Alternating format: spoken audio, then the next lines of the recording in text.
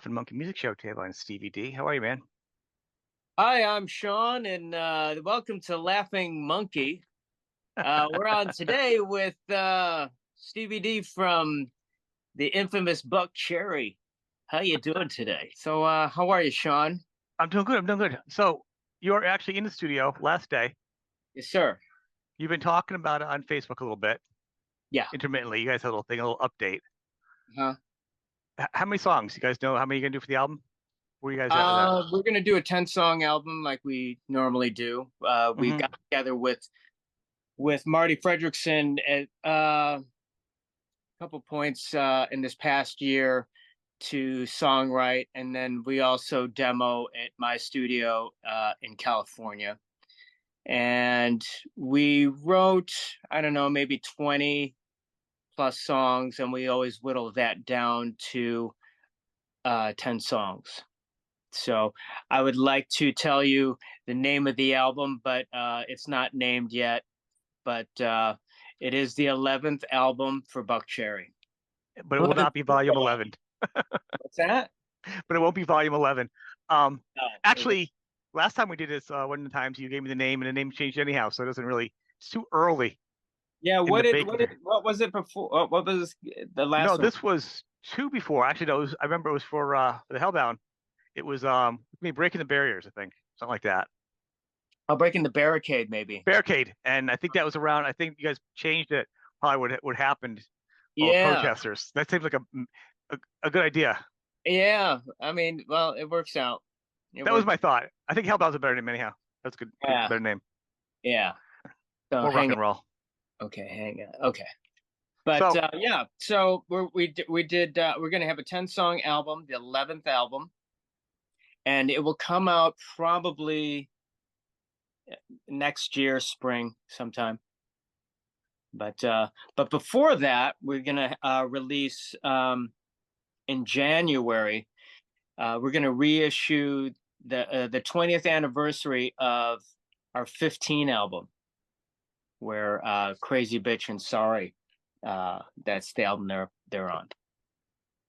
special album, right? Because it's got two vinyls, got extra songs on it. It does. It has three bonus tracks, acoustics that Josh and I recorded, and they are previously unreleased. I saw online that, yeah, they're already on a Japanese release, but these are brand new recordings. Okay. So for those that are on the fence about, the material, like getting new material, this is all, at least the bonus tracks are new. Right. I mean, I have it up. So basically, LP1 is the album itself, the original. And then two is Sorry in Brooklyn, Pump It Up back in the day. Then you have Crazy Bitch, Hmm. Onset, and Sunshine. And those three are newly recorded with you two. Yeah. Okay. Yes, sir. So they're acoustic versions or unplugged versions or low. There was, I think we did onset in a kind of lo-fi manner, Hmm. and they're they're just cool, different versions. It'd be cool to have if you're a collector, you're into Buckcherry.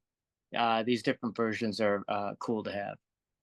Any new mixing on the new album, on the re re-release? Any different mixing or whatever? It's same. No, it's all the same masters. Hmm. It's a different label, but yeah, it's all the original recordings. So Cool. yeah, it'll be cool. I think this one comes out on different color vinyl. So you're gonna have one. I think it's red. I think one is gold, and I don't know the others, but I think they're 180-gram vinyls for those of you that are audiophile nerds. You know. Well, I think making them thin is ridiculous anyhow. They should always be a standard thick and heavy. It's got to Yeah. last. Yeah. Yeah. I mean, they used to be so heavy. Like, remember when your grandparents had them? They were like the plates and they would Yeah. break. They were like heavy. He was like, I got three albums for you. You're like, I need somebody to help me carry them like a spotter. Yeah. The old 78s. Yeah, those are Yeah. pretty heavy. Yeah. The thing is, so doing this thing, the re-release and the tour coming up and having a new album, how are you gonna find the balance? Because you're gonna have a new album gonna come out while you're touring, because you're gonna be redoing the 15 album on tour next year. Yeah, no, yeah, that comes out January, and then we're gonna do some shows that are specifically uh 15 in its entirety. Hmm. So I believe we're gonna be doing a show at Shiprocked. We're going back to Shiprocked, and I can't remember where that one goes. But anyway, we're gonna do that, and then we'll do a few other shows that are um, 15 centric. You know, we'll have other songs in there like from the second album. We'll have the Yeah, hit. We'll probably play "Crazy Bitch," uh, something like that to I think fill they up an hour chase and you a out half. of the village at this point if you don't do What's that song. that? They'll chase you out of the village with Yeah, pitchforks if you don't do that song. right. But it'll be a good one. So in January we do Shiprock, then we play uh with the Scorpions. We do the residency in Vegas in March, April, I believe. Hmm. And then we have a New Year's Eve show coming up. That's in Nevada, but I think that's a sold out event already. So private event, I'm not sure. But So you got a little bit of time off. yeah.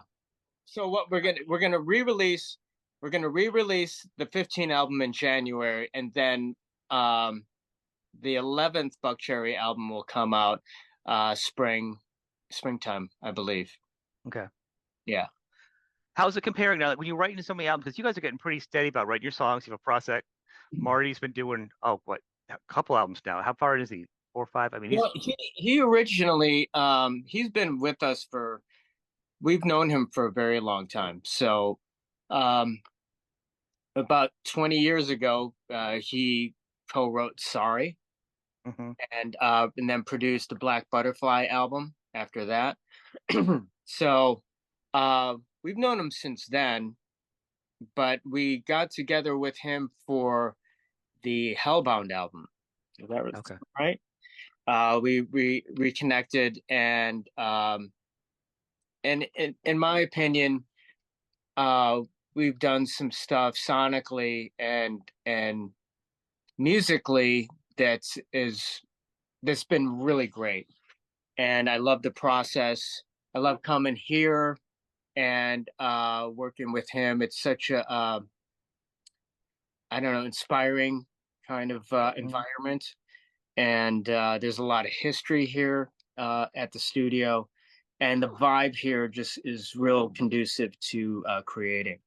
So, but yeah, Marty, working with Marty and his son now is a integral part of this camp. It just a lot gets done pretty quickly, and yeah, I can't say enough good stuff about this place. Well, I should probably step back. So people that don't know, it's Marty Fredrickson. He produced and he co-writes with you guys. And if people know him, he's done stuff with Aerosmith and tons of other people. He's a very talented Hmm. songwriter to his own and producer. And that's Yeah, where you're at a studio where you yeah, guys have been recording at. If yeah. people aren't aware, totally aware of that. The thing with it is you guys pre-write a lot, and then I know, or it used to be, and then Josh would do a lot of writing towards the end after the music. That's still the process you guys are doing, Well, or the process is done several ways. Uh, we will I'll write a riff. The way it's ended up lately is I'll write a riff, and then I'll get together with Marty on it, and then we'll kind of shape it into a work kind of mix, and then Josh will listen to it and either take a swing at it on his own, Mhm. or Marty will kind of scat some lyrics and a melody over it, or just a melody, and then Josh will go in and write out words, lyrics. But it can in the past it's gone several different ways. He can come to me with a chorus idea. He'll sing it to me, and I'll build a song around it.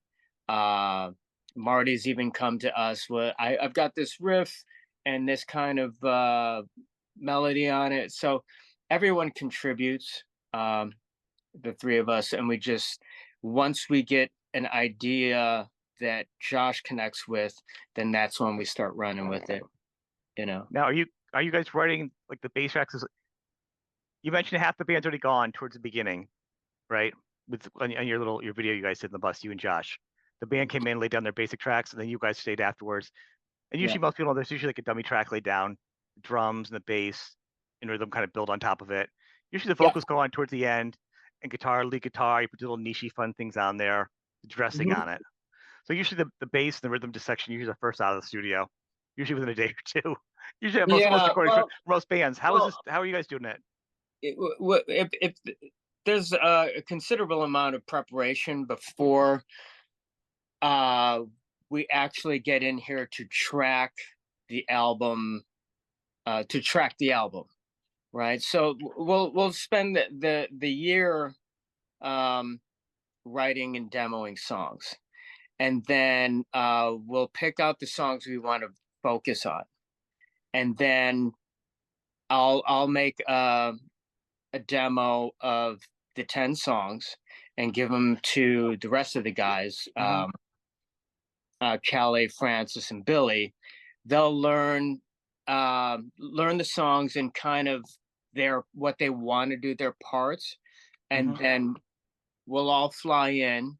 What happened this time is we all flew in uh, pretty early in the morning and just start cranking it out. And these guys are they're they're cracker jacks, so they can get in and do their respective parts in a day, 10 songs. And then their second day would be about just touch ups or revisions or something Yeah, like that. But that's each pretty good. guy knocks his parts out in a couple days, you know. So they were in and out of here in 4 or 5 days, I believe. I At would one think. point we Yeah. had two studios going. Oh So wow. there's four studios here. Yeah. Um, so at one point we'll have two rooms going, one with let's say Billy's in one room and Kelly's in another tracking, or Francis. Francis at one point was the only one. When he starts it off, there's nothing else to start recording. Um, so Francis goes first and knocks out the majority of it, and then everyone else just starts jumping in, you know. No, I would think that you're writing. Billy's been in the band for a while. Obviously, a Hmm. lot of you guys been together. You guys tour relentlessly, so you know each other. You know how it's going to be. You can kind of figure out like where you're each going with it. The newer songs, and when you're writing the Hmm. songs, you may have this parts in mind. Um, if I'm correct on that one, like because you're still reading each other musically at this point, right? When you're Yeah, I writing mean, songs. well, I think there's a certain amount of trust. Like a lot of the demos that that are created, um, for the most part, like the reason why Francis is in the band is because we love what he does, and we want him to bring that to the track. So in the studio live, like he's a monster, but we also want him to bring that to the recorded Yeah. songs. That kind of elevates, the spirit of the song. So yeah, a lot of it, these guys are given, free reign, you know, as long as, because they understand that playing for the song comes first, Right. and like they help shape the personality of these demos, these songs. Well, So yeah, I mean, it is a band. If you look at it as a band, you don't really feel like there's any big standout. I mean, obviously, Josh is a singer for most parts, but for the most part, the band is known as a band. You know what I mean? It's not like a yeah, big solo thing. So it does feel like it's a team as yeah. the thing. Well, Are the guys having other songs? Or does Billy have other songs he wants to bring in, or is it just like they're well, fine? You I guys just think write and because of the way we all started, um after the band splintered, um and there's still been a few personnel changes along the way. uh we kept it like this, where it all starts, yeah, and we with me, Josh, and Marty. And and I think we all speak a songwriting language that moves pretty quickly. So instead of I don't know, we have tried some other songs, but the majority of the songs come from us three. Well, I think the side of that is because a lot of bands will, I know, to support what you're saying is if you got a winning formula that works, it works. If you have, Mhm, you're open for things. But like a mhm, lot of bands that maybe used to come out and have this big hit album, and a lot of guys didn't write in the band. And the mhm, second album, they're like, I want to write for credits, that kind of deal. And then the mhm. albums were not the same anymore because everybody was writing and everybody had a feeling. It was all the Yeah, same. And it was not the same album that everybody bought that was so great because it's not the same songwriters. yeah. I mean, if I think when we were um writing War Paint, that was kind of like there was free reign on that, and it seemed not as focused. The album didn't have it like the albums now have like a focused sound, Mhm. vibe, and it doesn't feel as broad a spectrum. And it's Right. like nowadays, uh, in my opinion, it just feels more true to what we want to say, how we want Right. to play, you know. Oh, I hear that. I think it is more cohesive, and that album is more your John Lennon years, where there's a lot more going on, a lot Yeah, more freedom. You know, yeah, yeah. Yeah. I mean, so yeah, it's a good album. It's just it's just special than the other ones because I think you guys do have a groove, and why change it? The production, yeah, everything is tight. You yeah, guys like to do 10, 11 songs. You keep it under an hour. You do like a mhm, good rock and roll album length. You kind of have a good vibe going on. yeah. You know, I think, are you? and the response has been really supportive. It's been great. So, um, you know, if it's not broke, don't fix it. You know, Is there a danger of retreading the same type of rock and roll grounds? Though, I mean, look at Rage Against the Machine. They made the same album, and they write the same kinds of songs. AC/DC made a career on a focused sound. You know, right. And that's gonna be my support to that. They do it, and it's that the fans know what they like. That's what they're getting for each album. They know what that's. You know what I'm saying. I kind yeah. of I feel you're mean, more in that niche. that's why people follow those groups because that sound. Right. You know, I it meant more as a creative source. I'm saying like you feel like, oh, I'm not as inspired because I feel like I've done this before. I want to keep what we do, but I want to also be still creative. yeah. I mean, within those parameters, I feel like you can still be creative. You know, um, but yeah, there's certainly, in my opinion, a Buckcherry sound, Yeah, oh, and yeah. there's a spirit about what's been created through the years, and I think that's what we focus on when we're here at the studio, but also that's the same reason why people come back and buy tickets over and over and over. Like if you've been to our shows, a lot of those are the same people that come a lot. So Yeah. Well, it's a sound that it's a good sound. It's a rock and roll sound. I mean, you guys and when you guys had broken up or taken a break, whatever, it was sad because to me you were one of the few groups that was like the connecting bridge to the future of rock bands carrying on. Because a lot of the yeah, bands were more alternative sort of sounding. You guys were more straight ahead rock and roll. yeah. I mean, there's a lot of faceless active rock bands out there. They chart. Uh, I don't know. They marginally chart for a minute and then they're gone.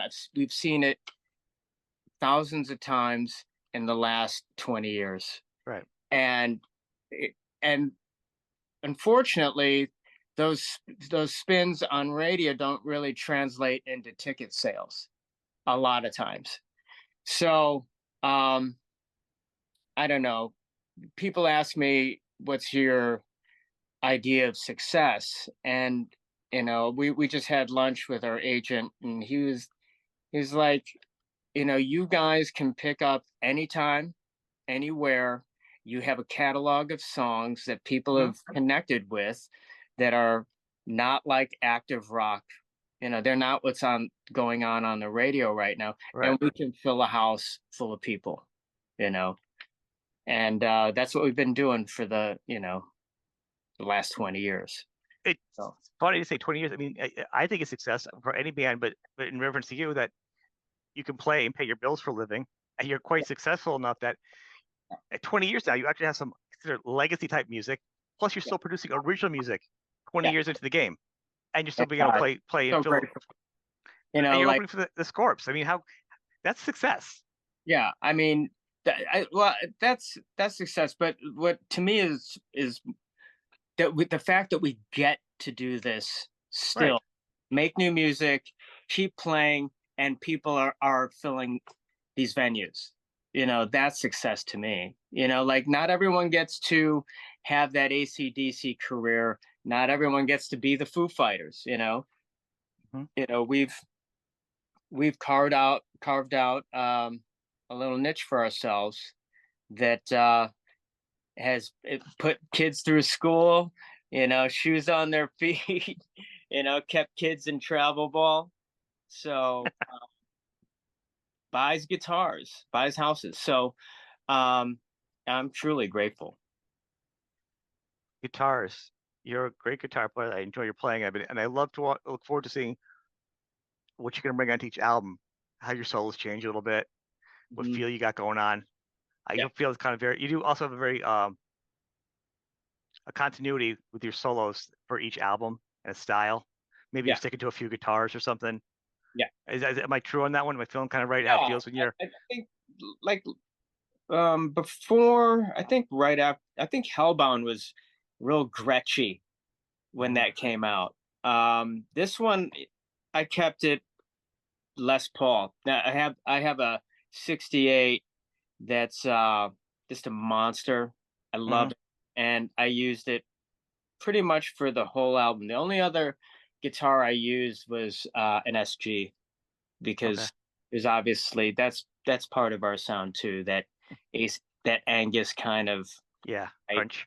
But yeah, JMP, Marshall, keeping it real simple. I don't think we're gonna be as gainy as the last couple albums. Mhm. We're dialing that back a little bit more, um, stripped down rock and roll, punk rock kind of thing. Okay. That's not to say that there's a couple, like there's one soft song, but there's no ballads on this one. It's a straight up rock and roll record. You guys do have some good ballads, though. I mean, if you call them ballads, Josh really knows how to emote, and put them out Yeah, there, really I mean heartfelt. that's what got us here. You know what I mean? Sorry was a big part of the success of 15. It wasn't all of it, but it was a big it was a big part. And so we had that element on all the records up until I think the last one. Um, Hmm. but yeah, that's just how it really shakes out. It's not that by any kind of design. We just we write a bunch of songs, and whatever the best ones are Yeah. make the album. Well, Yeah, I think, yeah. I mean, if you just try to write a ballad, it's kind of lame. But if you write what you write and you got what you got.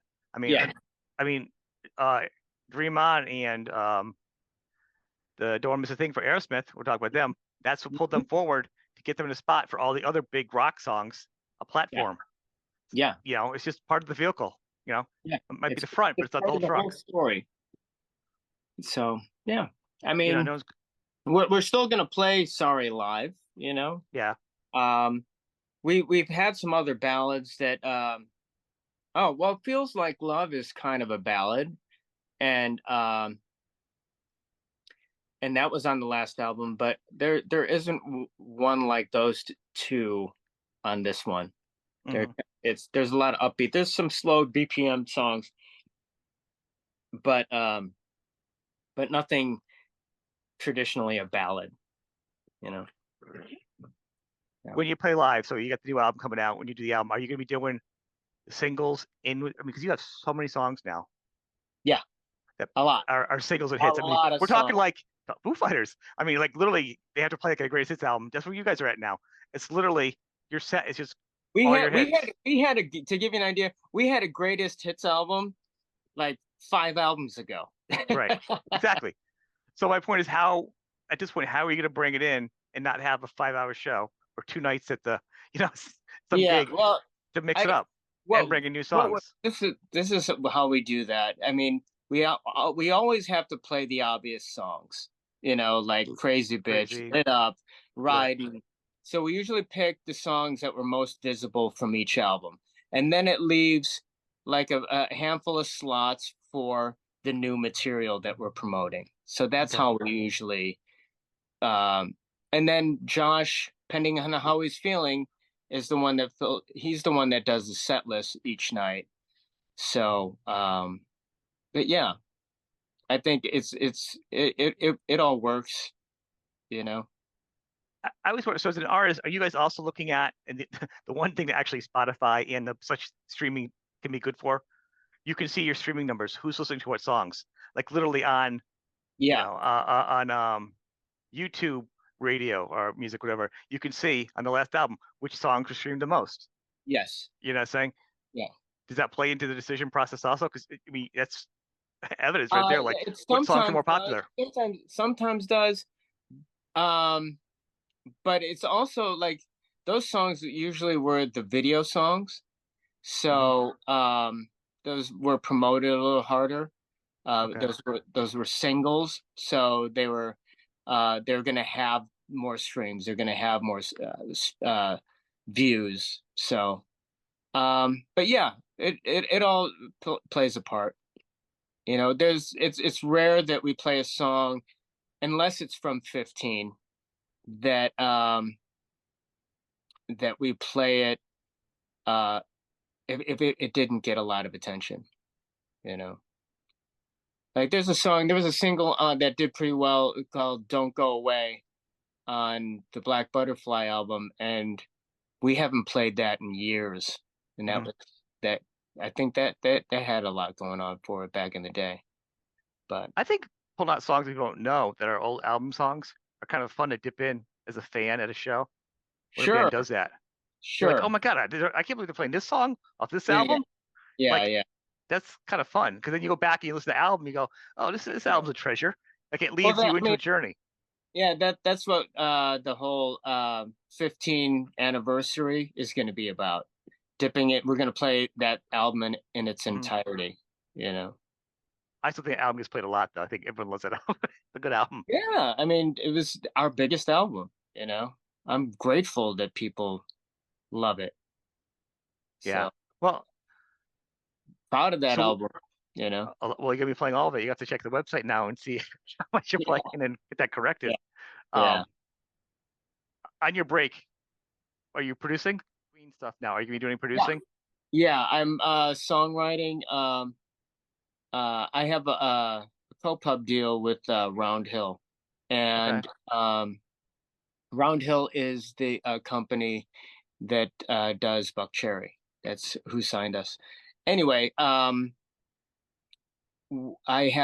been working with this guy named Genzi, and he's Hmm. in the South, in Florida, and he plays saloons like 5, 6 nights a week. And the kid is an unbelievable songwriter, singer, and so I produced an EP for him, and the first single comes out tomorrow, and that is it's called Royal Pine.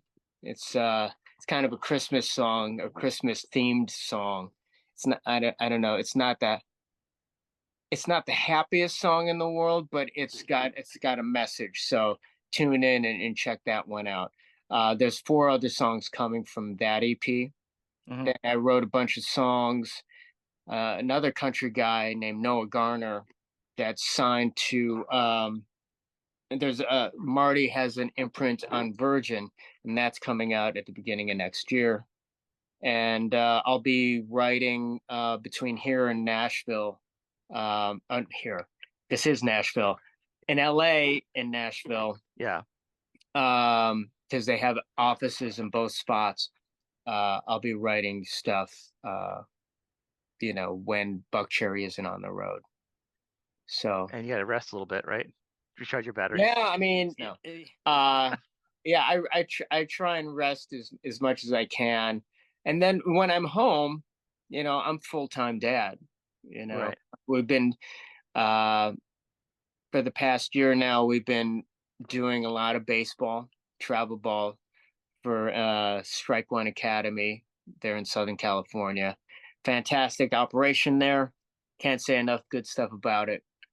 But yeah, my son's having a blast. He's learning a lot, not just about baseball, but kind of, life lessons through baseball. And Right. I'm truly grateful to those guys for being such solid dudes, you know. I think it's good he has sports. Any interest in music yet with him? Like there's instruments all over the house, and his pitch is perfect. Uh, and he can sing. We do play guitar a little bit here and there. He wanted, like, can you play that? You know that Minion song? What, Back in Black? Yeah, I know that. Like, can you? And I taught it to him, but he's into sports. He was taekwondo, soccer, Hmm. basketball, and now he really found baseball and fell in love. So I'm here. Look, I'm a dad. I'm here to support him at whatever he chooses. I'm Right. not No, gonna no, I'm not put, saying him to go into it. I'm just curious because he does live in a house of music that yeah, he's not curious, because yeah, dad plays guitar. Can I want to play a couple riffs. Not like he's career musician, but you know what I'm saying. yeah. No, no. I mean it. I mean, Josh is in and out of my house all the time. I'm constantly working on music, but maybe he's I don't know. He's he's more into hip hop right now. So, uh, you know, Brock is this dinosaur. But, if if and when he starts showing interest, we'll dive in. There's Yeah. plenty of resources there at the house. But if not, you know, I'm happy going to you know, games in Arizona or Cooperstown or wherever this thing takes us.